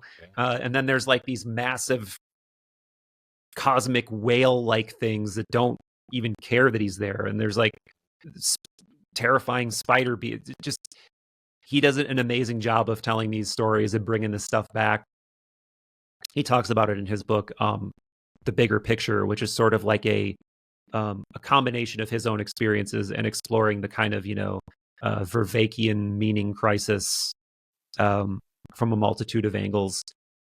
So yeah, it's, all I can really say is it's super interesting and I'm very open to it, but it's one of those mysteries, and it's a mystery that really seems like it probably very well could connect to the whole UFO UAP phenomenon too. Oh yeah, there's a lot of overlap between them. So it's funny because we were talking about UFOs earlier, and I have far less skepticism about the DMT entities, the DMT realm. Yeah. Because it is, as you pointed out earlier, like you can give it to someone and they will go there. Yep. Almost without fail. With the UFO thing, it's usually, you know, an unexpected encounter. It's an abduction, you know. But I think that my suspicion leads me to believe that there is like a lot of overlap, and that it's like a similar mechanism or something else is happening there. Yeah. And just the other thing with UFOs is just like false positives, right? Like people seeing things that look weird, but there ultimately is a prosaic explanation that, oh, dude, that's a satellite, or that's a Starlink launch or something. But I've seen things that I don't know what they are. Like weirdly, the most compelling one I saw was about 30 minutes after I got to Monroe Institute. I was just standing outside with a couple people, and we saw this weird light, and all of us were like puzzling over it, being like, what is that? And then it would fade out, fade back in, move around. You know, it certainly wasn't just stationary. It wasn't a plane. And, you know, but it's like, again, what was it? Could it be prosaic? Totally could. Or it could not be. And that's the problem, is it's just like every single one of these stories has to be considered on its own merit. But the way that our minds work is like we want to string them together into some mythology that we can understand, right? And that's why I was saying before, it's like, yeah, man, I come into the Hall of Mirrors, join me. But at the same time, it's just like, man, be careful. That's one of those be careful what you wish for rabbit holes, because it's like you'll get weird stuff. You'll get more weird stuff than you can possibly handle. But the likelihood that you'll ever know the actual truth behind it is extremely low in a lot of these cases. What is happening? You know, it's something DMTx, the extended state DMT release program at Imperial College. I feel like it's been pretty quiet, the news or information from there, but I also haven't been keeping abreast as to what's going on. Do you happen to know what's happening over there? So I don't. My main exposure to it has been through Ali's experiences. He did say that they were going to do some experiment where they're going to try to enter into the state with multiple participants at the same time, so that they could see, like, okay, if you and I are both in this realm together, are we seeing the same things? Are we agreeing on what's there and what's presenting itself? I'm not sure if they did or have done that experience. He also was involved in an extended state 5-MeO one too, which sounded absolutely mind-blowing. Like the phenomenology of that experience is completely different. It's very, very self-annihilating, like very strong. I have also something I haven't done, and I'm not sure if I want to, because it's kind of universally considered to be the most destabilizing one, because it's truly like you go back to cosmic unity. Like you feel like you're just part of the one, and you completely cease to exist. And when people come back, it could be extremely, it can take like weeks for people to kind of reintegrate or feel like they even belong back in their bodies, sort of. So it's one of those things that sounds extremely powerful, but also one of those things that's like very, very serious. So yeah. I remember Michael Pollan's book, How to Change Your Mind. That was the only one where he was like, I would not do that again, I believe. He said he did not love and that's a pretty common refrain from folks. And he said, I think the way he described it was like being back to where what was before the Big Bang, I think is how he described it, like non-existence, which I can imagine being a shock to the system. Right. Do you ever wonder, it's something I've been wondering about lately, and it relates to, some of the stuff with psychedelics, I would say, but even some of the some types of meditation practices, I would say like Gateway would fall under this too, and that kind of style. And this idea is like, am I addicted to these experiences? Like, is the experience itself something that I need to let go of? I remember talking to this guy, as like a life coach a few years ago. He was like pitching me his services, and he said something to me that was kind of interesting. It was maybe I had mentioned having done ayahuasca with him. And he said, like, everyone wants the light show. Everyone wants the thing. And I keep hitting this. But I wonder, like, maybe, oh shoot, do I actually have to like go a step further and like put away the experiences? Like, is maybe that what I need to do? Like see past them or see through them or get to the point where like I don't need them. And actually, I spoke with Bernardo Castro a few months ago, and something he said, because he hasn't done psychedelics in a long time, maybe decades. He said he kind of put that away in the past because he doesn't need them anymore. And I wonder, like, oh, maybe I have to get to like that point where I'm past that. Do you ever wonder that for yourself? Yeah, I think for me, like, I honestly can't say I've ever struggled with doing any of these things too much. Like, if anything, I'm always like, I need to do this more, because it's not, for me, that's like it's honestly pretty rare for me. Like, it's like a once a year, not even lately, it hasn't even been that. But yeah, like with something like Gateway, I feel like I should be doing it more. I feel like I should be meditating more. My addictions are more of like the kind that everybody deals with, like the phone, the technology, the rat race of like trying to have like do what we're doing. For me, that's definitely more of the issue. But yeah, for sure. I mean, for some people, the ecstasis, ecstasis, however the proper pronunciation is mouth noise, is a problem. Like just people who are just blowing up their brains every weekend at raves or whatever. Like, yeah, I think that's a real risk too. But that's not my addictions are more mundane. Unfortunately, I'm not melting my brain in the ethereal realms every week or anything like that these days. So, or really ever, honestly. I really honestly do approach these substances with the utmost respect. I'm scared every time I do them. Like I'm always just like, oh my God, I can't believe I'm doing this again. And then when they kick in, I like triple down on that feeling of like, oh my God, I forgot that this is really what it's like. Not my, like, it's like, it's kind of like when you have a, because it is so unique in its features that once you haven't done it in a while, you kind of know what it is, but you gradually lose the reality of what it is, and you just have the idea of what it was. And then you really re-enter the space and you're like, oh shit, like I forgot that this is what it's actually like.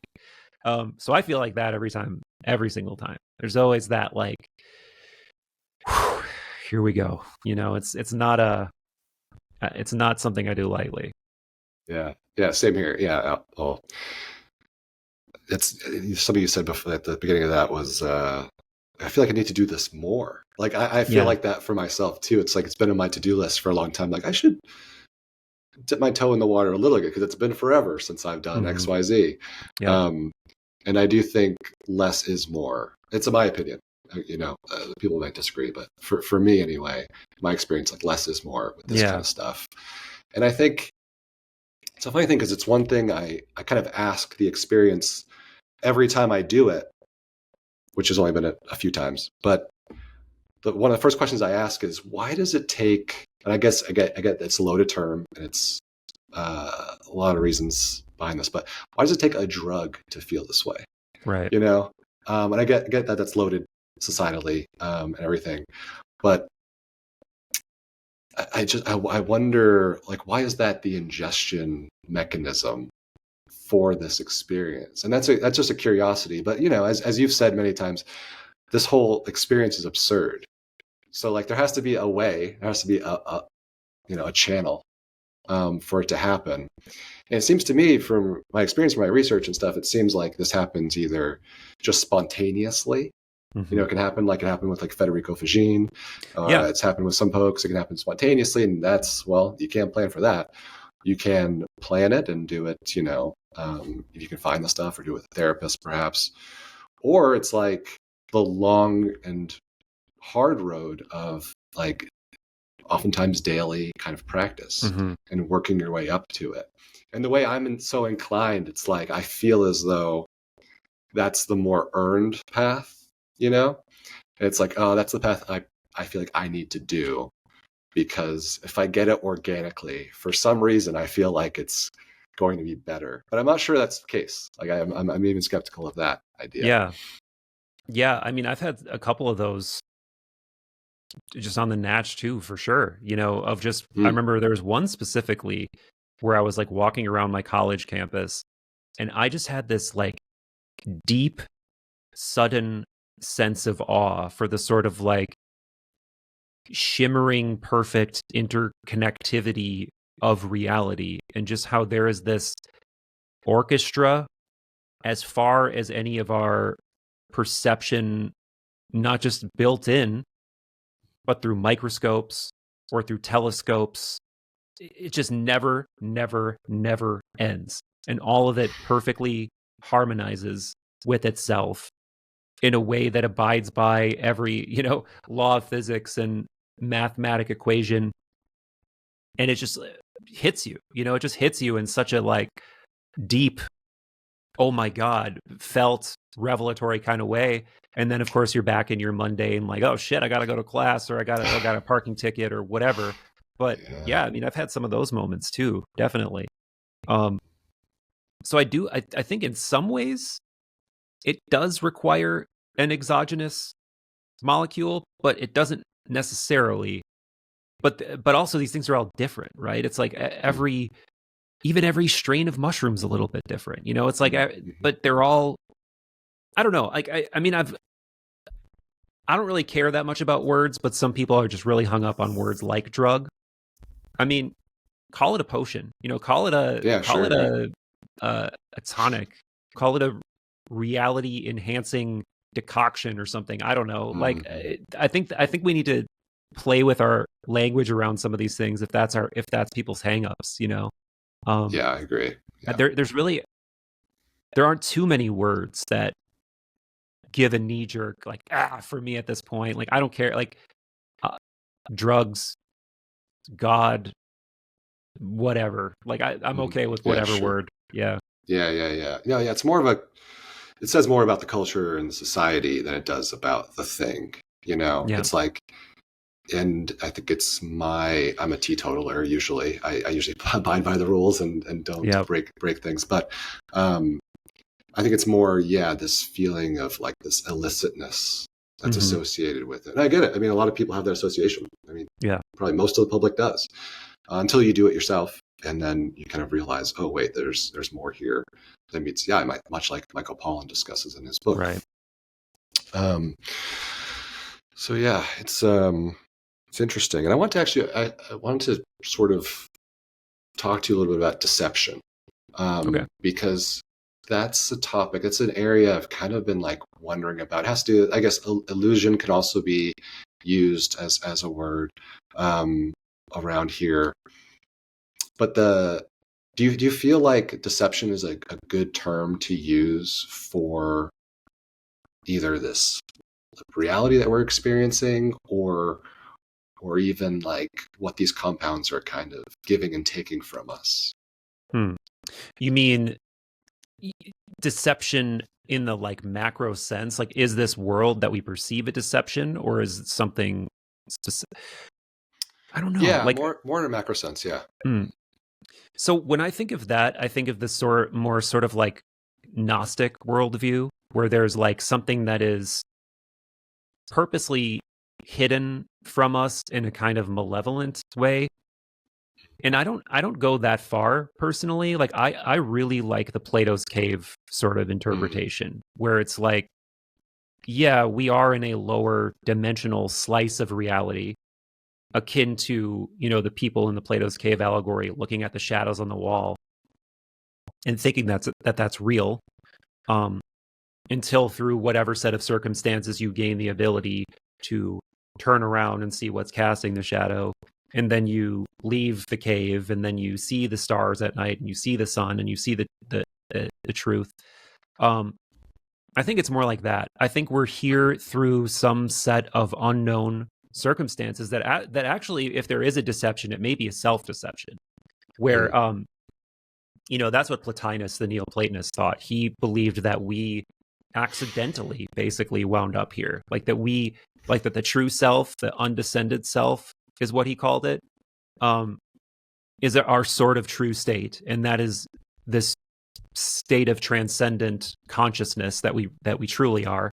And it's very similar, I feel like, to Federico Faggine's idea that like the real consciousness exists in this quantum state, in this like n-dimensional space that is not bound by space-time physics at all.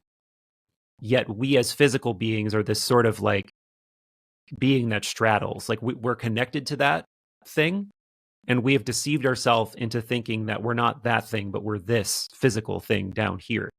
And there's a very super new age woo version of that that's like, you're here to learn, you're here for like all these perfect reasons. But I really like the Plotinus sort of point of view, that it's like it's almost like your ego, the seed of your physical self reemerges, because what ends up happening is that immortal self gets like enamored with an idea or like a piece of its own reflection to such a degree that it takes on this, they almost talk about it like a heaviness, and that heaviness causes it to descend basically to back into the world soul and like the realm of physical phenomena, and it takes root there to a point where it grows. But it's all the while, it's still intertwined with that truth of itself. And for him, that was something you could experience through what they would call henosis. Like you could kind of climb the ladder of your own consciousness out of the cave and back to the truth, through meditation, essentially. Like, we don't know what kind of meditation he was doing, but if you read the Enneads, his collected works, it's very clear he's doing, something not altogether different from the gateway process, or just isolating yourself in silence and going as deep into the psyche, or the intellect, the nous, as they would call it, as you can go, and that eventually the one that you actually are will reveal itself to you through enough practice. Do you, besides gateway, which I'll just lump into, say, meditation broadly, do you practice any other forms of meditation? I have, yeah. I mean, I've gone in spurts where, and nothing particularly esoteric. Like, I'm not doing like, I'm not doing like Tibetan Buddhist practices, or like Shingon Buddhist practices, or anything like that's more esoteric. Really just, the standard, more like Vipassana style, or I really do enjoy like loving kindness, metta sort of style meditation. But I don't do any of that as much as I wish I did. But yeah, I definitely have in the past gone in spurts. Yeah, I think pretty much everybody kind of, you would take it maybe you hold it for a while and then you try something else, or it comes and goes. But yeah, I was just wondering, have you watched, okay, sorry, and this might seem like a random question, but it has a lot to do with what we've been talking about. Have you seen the show Severance? I was hoping you were going to say that. Yeah, it's like I feel like it's the best show on right now. Yeah. So Yeah, I won't spoil it for anybody that's in the audience. But I mean, if you like Jung or anything Yeah. Jungian, it is like the most perfect show. I watch it and I think like Carl Jung would be smiling with delight right now Oh yeah. at all of the interesting questions that come up. What do you think of the show? Yeah, I mean, it's so interesting and deep and not derivative. You know, it's just so original. Like there's nothing I've seen like that. And the only show I can compare it to is like Lost, where it's like this show where there's, there's these deeper layers to what's going on than what you're seeing. And there's like this, basically, without spoiling anything, the overarching situation is that there's this odd mega corporation that these people work for. And there are some employees at this mega corporation that are what they call severed, where their severed self basically only exists at work. And then when they leave the building, they're back to their outie or external self. So they're literally like these divided beings with completely discrete awarenesses. Like the outside self doesn't know anything about what the inside self is doing and vice versa. But then, as the show goes on, like the organization becomes more shadowy. You have more questions about like what they're actually doing. There's like sort of conspiracies unfolding and stuff. But yeah, it's very deep. It's playing with a lot of, core ideas about psychology and consciousness and just all kinds of things that are just kind of slowly revealing themselves as the show goes on. But yeah, it's very, very good. Just very well executed. Also like great dry humor and yeah. Yeah, it's like my favorite show right now, for sure. Agreed. I just got into it a few weeks ago, and I think it's highly recommended for the audience to check out. And just questions about the innie-outie dynamic, I think, is completely a parallel of the conscious and subconscious. Yeah, right. And like this and idea, people, your day job and who you really are, right? Like what you really want to be. Yeah. Persona versus, it's the shadow. It's like, oh my God, it's so wonderfully done. Beautiful aesthetic, such a unique, as you pointed out, unique. Even something you said earlier, I think that's what actually made me think of it. We were talking about like the hand grip, like the, like how, maybe it was, we were talking about coming back online and how like your subconscious was doing something and then your conscious mind was like observing what had been already underway. Right. And that's what I think with the show in a sense is that like both the subconscious and the conscious are trying to communicate to each other, but they can't. There's like a barrier between them, but they inevitably do kind of pass messages or can communicate in some kind of way underneath the surface. It's so beautifully done.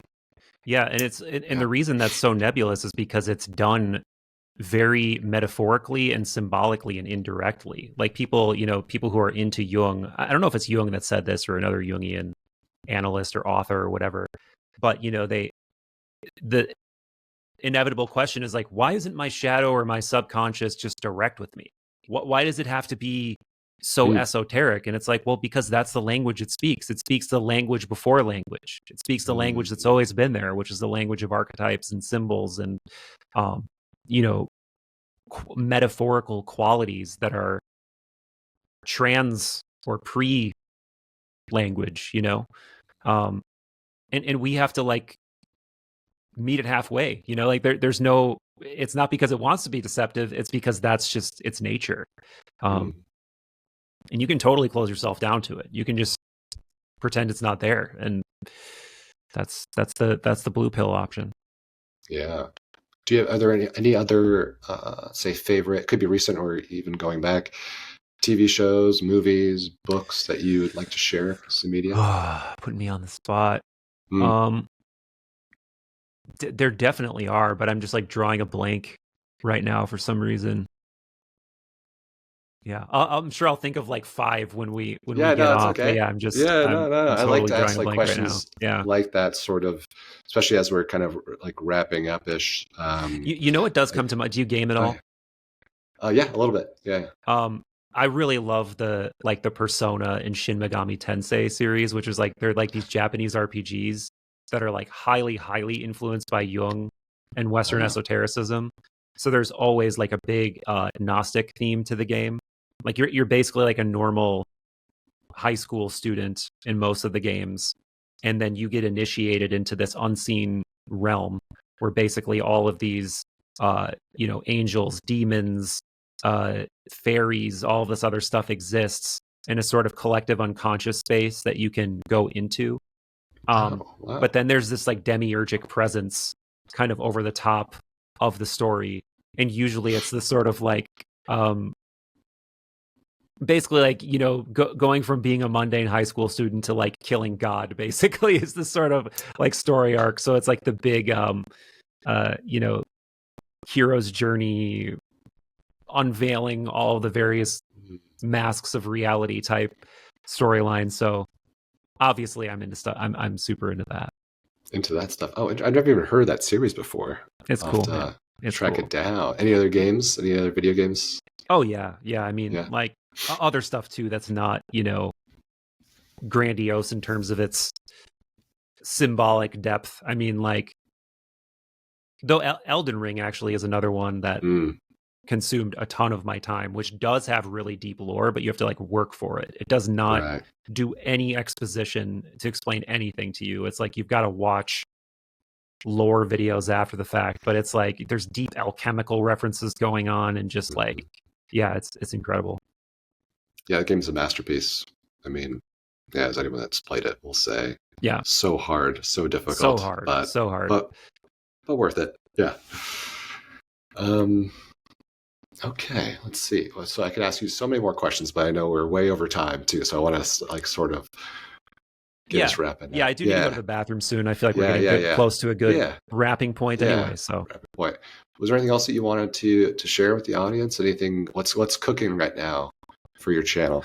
I've been reading through the Gateway document on the channel. I'm editing the final part of that right now. It is a really interesting overview of the philosophy and kind of scientific theory for how this can work, for how consciousness could be non-local, how things like out-of-body states could be possible. To give your audience, because I know you have like an educated audience for sure. They talk about Carl Pribram and Bohm and the holographic universe argument. Bentov himself does have a pretty extensive knowledge of medicine and anatomy and stuff like that, so that comes into it. They do touch on the world's mystical traditions in it, so it's a really interesting attempt at sort of boiling all of this stuff down into an overarching theory of reality and consciousness. So it's been a fun to read through. The run-on sentences are absolutely egregious, and like this, oh no, I'm like always joking around during the reading, like, dude, like, please, like, use the method to travel back in time and hire an editor, because it would make my life a lot easier. But it's really good, and Stalking the Wild Pendulum too by Bentov is really interesting. But yeah, I'm cooking that up. I'm going on a trip soon, so I'm trying to cram a bunch of work in before that. That's where you go. I'm going to Austin for I'm doing actually Molly Adler and I are going to do a South by talk. Just hang with some friends. Awesome, great. That's going to be wonderful. Yeah. Very cool. And I'll ask you a question I've asked most of the guests. The last question I usually ask them is, it's a broad one, but if you could go back and give your 20-year-old self one piece of advice, what would it be? It's so cliche, but just believe in yourself, man. Because it's like, it's so easy to doubt yourself and think that, who am I to do this? Who am I to try to talk to this? I mean, in our cases, right? As a podcaster, like, who the fuck cares what I have to say, or why would this person want to talk to me? Just like, that's all noise. And yeah, I mean, don't be hubristic about it, but also, just, there's so many things I wish I would have just done sooner, like the taking the dive from the day job and like trusting myself enough to go full time with all of this stuff. I think that's really the main piece of advice. And yeah, being overly self-critical doesn't get you anywhere either. That's the other thing. It's just yeah. It's cliche stuff, but it's true in my experience. No, yeah, I could have used hearing all that too as a young person. But hey, well, we learned. Do you know who Eric Wargo is? No, I don't. Oh, okay. He wrote this book, Time Loops, which is really interesting, and a few other books. But he actually has a very grounded theory of like retrocausal time. So he really presents this theory that even though we perceive time as linear, that time is actually also retrocausal, and that there's constantly information from the future coming back to the present. And what's crazy is this whole theory is actually like a materialist theory. Like, he doesn't even believe consciousness is a phenomenon necessarily outside of a materialistic brain-based one, but he extensively argues in Time Loops and his other books that maybe your future self can send advice to your past self. So interesting. Maybe that's what got you here. Maybe that's what got us here to begin with. Maybe that is. That would explain deja vu. Yes, he talks about that too. I keep having. Yes, I've had that I've had that a couple times recently in very strong experiences, and it does feel like just kind of popping in from like, oh, I've been here before. This is part of the loop. Oh my gosh, I can't wait to read that. Okay. Yeah. Thank you, Michael. Well, you gave us so much to chew on. I'm going to, in the description of this video for folks listening, I'll link to everything that we discussed and some of my favorite interviews of yours. I just want to say thank you so much. This has been a blast talking to you, and I feel like just a wonderful mind melt. In your own thanks, words. man. Yeah. Thanks for having me. Appreciate the invite. It was fun.